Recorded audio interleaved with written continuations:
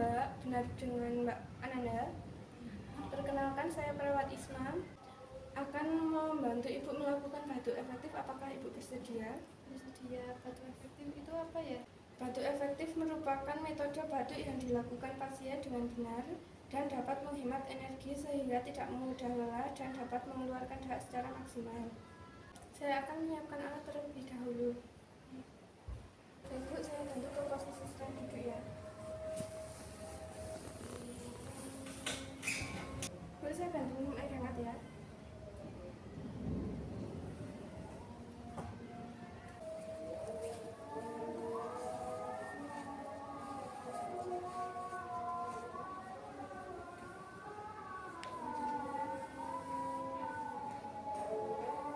Bu, ikut arahan yang saya berikan ya Bu. Nanti ikut tarik nafas 3 kali dan dikeluarkan melalui mulut. Tarik nafas, keluarkan. Tarik nafas, keluarkan. Tarik nafas, keluarkan. Batukkan.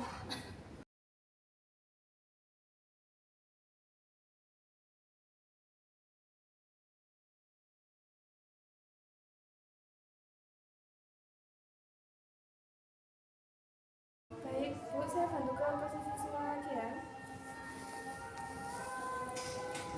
Bu, sekarang perasaannya gimana? Sudah lebih baik.